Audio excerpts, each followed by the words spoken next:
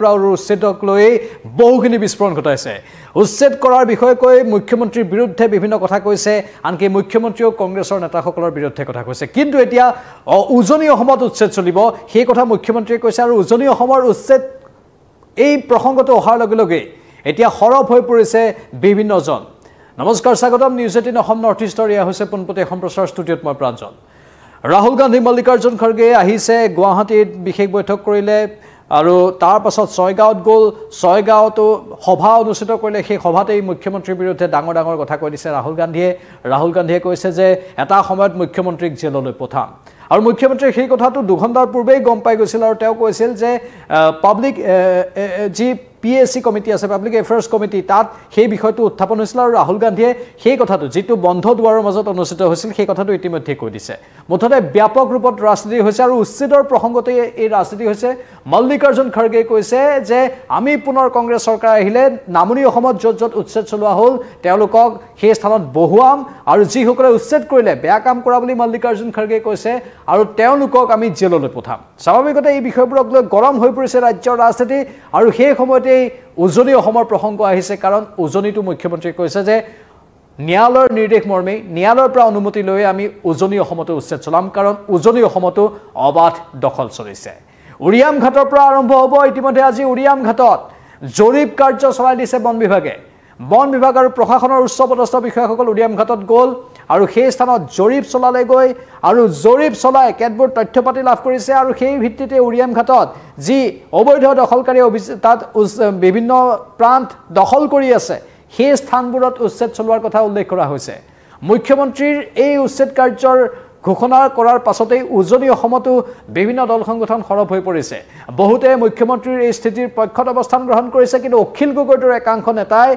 এই সমগ্ৰ প্ৰক্ৰিয়াৰ বিৰুদ্ধাচৰণ কৰিছে আৰু অখিল গগৈয়ে কৈছে যে যদি মুখ্যমন্ত্ৰীয়ে উজনি অসমত উচ্ছেদ চলায় তেনেহ'লে তেওঁ জেহাদ কৰিব জেহাদ ঘোষণা কৰি দিছে অখিল গগৈয়ে কৈছে ময়ো জেহাদ কৰিম যদি উজনি অসমত উচ্ছেদ চলায় মই বিধায়ক বা তেনেধৰণৰ বিশেষ কোনো বিষয় নাচাওঁ বিধায়কৰ সন্মান সব মই জলাঞ্জলি দিম আৰু মোৰ আচল অস্তিত্বত আহি যাম তেনেধৰণৰ সুৰত অখিল গগৈয়ে কথাখিনি কৈছে আমি মন্তব্য শুনাম কিন্তু তাৰ পূৰ্বে কওঁ মুখ্যমন্ত্ৰীয়ে কৈছে যে এতিয়া উৰিয়াম ঘাটত বেদখল চলিছে তাৰ পাছত গোলাঘাটত চলিব তাৰ পাছত যোৰহাটত চলিব এনেধৰণে তিতাবৰত চলিব আৰু উজনিৰ বিভিন্ন প্ৰান্তত এই বেদখল চলিব সেই দখলকাৰীসকলৰ সেয়েহে সময় থাকোঁতেই উচ্ছেদ অভিযান চলোৱাটো বৰ দৰকাৰী বুলি মুখ্যমন্ত্ৰীয়ে সদৰি কৰিছে কিন্তু অখিল গগৈয়ে কৈছে যে বিভিন্ন থলুৱা জাতি জনগোষ্ঠীৰ বাসভূমি উজনি অসম তাত উচ্ছেদ হ'লে ভাল কথা নহ'ব সেই উচ্ছেদৰ ঘোৰ বিৰোধিতা কৰিছে অখিল গগৈয়ে আৰু মুখ্যমন্ত্ৰীৰ সৈতে যুঁজিম বুলি কৈছে অখিল গগৈয়ে জেহাদ ঘোষণা কৰি দিছে অখিল গগৈয়ে আমি অখিল গগৈৰ মন্তব্য শুনাই লৈছো কি ক'লে মুখ্যমন্ত্ৰীক উদ্দেশ্যি অখিল গগৈয়ে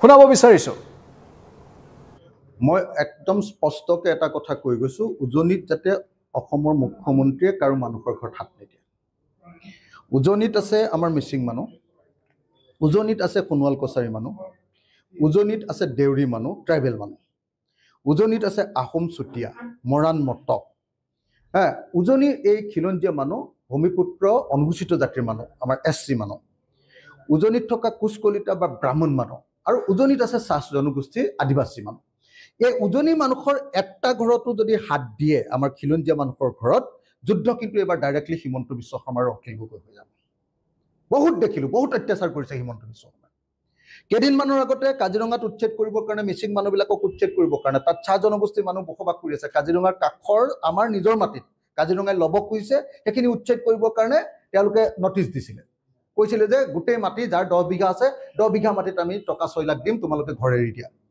তো মই বন্ধ কৰালো মুখ্যমন্ত্ৰীক ক'লো ডিচিক ক'লো বন্ধ কৰালো এতিয়া উজনিত যদি উচ্ছেদ কৰিবলৈ আহে তাৰমানে তেতিয়াহ'লে আমাৰ খিলঞ্জীয়া মানুহৰ ওপৰতে উচ্ছেদ কৰিব মুখ্যমন্ত্ৰীয়ে কৈ আছে যে লেণ্ড জেহাদ কৰিছে এবাৰ জেহাদ নহয় জেহাদ মইহে কৰিম কিন্তু এবাৰ মই অখিল গগৈৰ এইখিনি কথা তেওঁ জেহাদ ঘোষণা কৰি দিছে হিমন্ত বিশ্ব শৰ্মাৰ বিৰুদ্ধে আৰু এই উচ্ছেদৰ বিৰুদ্ধে যি কি নহওক মুখ্যমন্ত্ৰীয়ে কৈছে যে চৰকাৰ যদি ষ্ট্ৰং হয় চৰকাৰ যদি শক্তিশালী হয় চৰকাৰে যদি নিজৰ স্থিতিত অৱস্থান গ্ৰহণ কৰি থাকে তেনেহ'লে কোনো শক্তিয়ে সেই চৰকাৰক লৰচৰ কৰিব নোৱাৰে চৰকাৰৰ স্থিতিটো স্পষ্ট হ'ব লাগে আৰু সেই স্পষ্ট স্থিতি চৰকাৰৰ আছে যাৰ বাবে উচ্ছেদ চলিবই বুলি মুখ্যমন্ত্ৰীয়ে বাৰে বাৰে কৈ আছে কাৰো হুংকাৰক গুৰুত্ব নিদিওঁ বুলি মুখ্যমন্ত্ৰীয়ে কৈছে আৰু নামনিৰ পাছত এবাৰ উজনিত উচ্ছেদ চলিবই বুলি মুখ্যমন্ত্ৰীয়ে হুংকাৰ দিছে লগতে এই ক্ষেত্ৰত মৃণাল শইকীয়াৰ ভাষ্য আহিছে। মৃণাল শইকীয়াই কৈছে যে কাজিৰঙাত উচ্ছেদ চলিছিল। আমি জানো কাজিৰঙাত উচ্ছেদৰ সময়ত কেনেধৰণে এটা সময়ত অখিল গগৈ তাত সৰব হৈ পৰিছিল, অখিল গগৈ কেনেধৰণে তাৰ বিৰোধিতা কৰিছিল সেই সন্দেহযুক্ত নাগৰিকসকলৰ উচ্ছেদৰ বিৰুদ্ধে।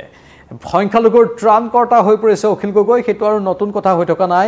আমি বিগত সময়ত ধুবুৰীৰ চাপৰত গোৱালপাৰাতো অখিল গগৈ কেনে ভূমিকা ৰূপায়ণ কৰিছিল সেয়া আমি দেখিবলৈ পাইছিলোঁ। যি কি নহওক, তথাকথিত আৰু নামত প্ৰকৃততে সন্দেহযুক্ত একাংশ লোকৰ ত্ৰাণকৰ্তা হৈ পৰাক লৈ এতিয়া মৃণাল শইকীয়া সৰব হৈ পৰিছে। মৃণাল শইকীয়াই কৈছে কাজিৰঙাত এটা সময়ত উচ্ছেদ চলিছিল, এতিয়া উজনি অসমত বিভিন্ন প্ৰান্তত গুজেই গজালি মেলি একাংশ লোক বহি গৈছে আৰু তেওঁলোকক উচ্ছেদ কৰাটো অতি প্ৰয়োজন। সময় থাকোঁতে এইখিনি পদক্ষেপ লোৱাটো দৰকাৰ আৰু এই পদক্ষেপক মৃণাল শইকীয়াই আদৰণি জনাইছে। আৰু বিজেপি চৰকাৰে এই ক্ষেত্ৰত ভূমিকা লৈছিল বহুদিনৰ পৰাই, সেই কথাও মৃণাল শইকীয়াই সদৰি কৰিছে। মৃণাল শইকীয়াই কৈছে উচ্ছেদ হ'বই, অখিল গগৈয়ে কৈছে উচ্ছেদ কোনো কাৰণতে হ'ব নিদিওঁ। মৃণাল শইকীয়াই কি ক'লে, মৃণাল শইকীয়াৰ ভাষ্যও আমি শুনাই লৈছোঁ। কংগ্ৰেছৰ দিনতে বেছি বেদখলবিলাক হৈছিল আৰু কংগ্ৰেছে প্ৰশ্ৰয় দিছিলে। চাওক কাজিৰঙাতে কিমান বেদখল আছিল। তেতিয়া মই 2012 চনত বিজেপি গভৰ্ণমেণ্ট অহাই নাই, কেন্দ্ৰটো অহা নাই, ৰাজ্যটো অহা নাই। মই 2012 চনত এটা PIL কৰিছিলোঁ যে কাজিৰঙাত যিবিলাক বেদখল হৈছে, তো বিভিন্ন অচিনাকি মানুহে তাত বেদখল কৰিছিলে আৰু জুপুৰি জুপুৰি ঘৰ সজায় আৰু গড়ৰ চিকাৰটো বাঢ়ি গৈছিল খুব, গড়ৰ চিকাৰটো। তেতিয়া মই 2012 যেতিয়া PIL কৰিছিলোঁ, 2014ত হাইকোৰ্টে এটা ৰায় দিছিল যে কাজিৰঙাৰ এইখিনি উচ্ছেদটো বেদখলমুক্ত কৰিব লাগে। তেতিয়া কিন্তু কংগ্ৰেছৰ চৰকাৰ থাকোঁতে নকৰিলে। আমি 2016ত বিজেপি চৰকাৰ অহাৰ পাছত সেইখিনি উচ্ছেদ হ'ল আৰু প্ৰথম সেই কাজিৰঙাতে উচ্ছেদ কৰিছে বিজেপি চৰকাৰে। কিন্তু এতিয়া যিখিনি উচ্ছেদ হৈছে সেইখিনি আচলতে বহুত বছৰ আগতেই কৰিব লাগিছিল, 20-25 বছৰ কাৰণে। তেতিয়া কম মানুহ উচ্ছেদিত হ'ল যায়। আৰু এতিয়া খুব ভাল কথা হৈছে যে ইমান যদি এখন ৰাজ্যৰ লাখ লাখ বিঘা মাটি এনেকৈ বেদখল হৈ থাকে, কেনেকৈ থাকিব ৰাজ্যখন, জাতিটো কেনেকৈ থাকিব? কেৱল মৃণাল শইকীয়াই নহয়, শৃংখল চলিহাকো এতিয়া উচ্ছেদ লাগে। শৃংখল চলিহাই কেনেধৰণে একাংশ সন্দেহযুক্ত লোকৰ বিৰুদ্ধে বিগত সময়ছোৱাত সৰব হৈ পৰিছিল আমি দেখিবলৈ পাইছিলোঁ। শৃংখল চলিহাই হুংকাৰ দিছিল তেওঁলোকক যে উজনি অসমত বিশেষকৈ শিৱসাগৰ জিলাত সেইসকল লোকে কাম কৰিব নোৱাৰে। পাছত অৱশ্যে সেইসকল লোকে শিৱসাগৰত কাম কৰিবলৈ সক্ষমো হ'ল। যি কি নহওক, এটা বিশেষ ঘটনাৰ সূত্ৰপাত ঘটিছিল যেতিয়া শৃংখল চলিহাই এই কথাখিনি কৈছিলে আৰু মাজতে শিৱসাগৰ জিলাত একাংশ লোকৰ বিশেষকৈ তথাকথিত মিয়া বুলি যাক কোৱা হয় সেইসকলৰ দপদপনি কিছু পৰিমাণে কমি গৈছিল শৃংখল চলিহাৰ হুংকাৰৰ পাছত। কিন্তু পুনৰ বাৰু সেই লোকসকলে শিৱসাগৰত কাম কৰিবলৈ ধৰিলে আৰু সেই শৃংখল চলিহাই এই উচ্ছেদক সমৰ্থন কৰিছে। শৃংখল চলিহাই কৈছে উচ্ছেদ হ'ব লাগে আৰু এইসকল লোকক যিসকলে দখল কৰি আছে, বহু বিঘা হাজাৰ হাজাৰ বিঘা ভূমি দখল কৰি আছে, তেওঁলোকক পুলিয়ে পোখাই উভালিব লাগে বুলি শৃংখল চলিহাই কৈছে। আমি শৃংখল চলিহাৰ মন্তব্য শুনাব বিচাৰিছোঁ। উচ্ছেদ হ'ব লাগিব, উচ্ছেদ হ'ব লাগিব আৰু উচ্ছেদৰ ক্ষেত্ৰত কোনো ধৰণৰ কম্প্ৰমাইজ কৰা নহ'ব। কোনোবাই আমাৰ মাটি বাংলাদেশে দখল কৰি থাকিব আৰু যদি আৰু চৰকাৰে চাই থাকিলেও নহ'ব, চৰকাৰে উচ্ছেদ নকৰিলে চৰকাৰৰ বিৰুদ্ধে প্ৰতিবাদ হ'ব। কিন্তু বাংলাদেশে আমাৰ মাটি দখল কৰিব নোৱাৰিব, সেইটো স্পষ্ট কথা।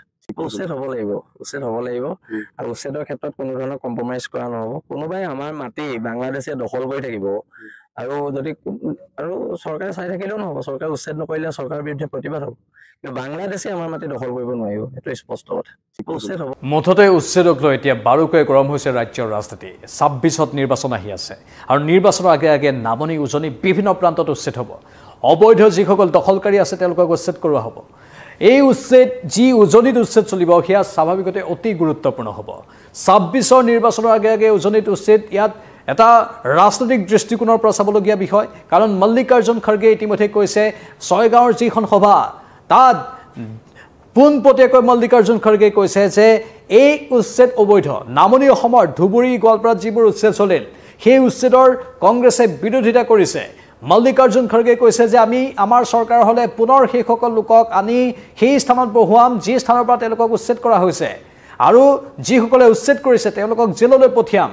ৰাহুল গান্ধীয়েও কৈছে মুখ্যমন্ত্ৰী হিমন্ত বিশ্ব শৰ্মাক জেললৈ পঠিয়াম আৰু সেই সময়তে পোনপটীয়াকৈ মুখ্যমন্ত্ৰীয়ে কৈছে যে এই চৰকাৰৰ ষ্টেণ্ড সবল, এই চৰকাৰৰ স্থিতি সবল, আমি যি ষ্টেণ্ড লৈছোঁ সেই ষ্টেণ্ডতে আমি আছোঁ, আমি আমাৰ দৃঢ় স্থিতিত অটল হৈ আছোঁ আৰু অবৈধ দখলকাৰীক উচ্ছেদ কৰিমেই।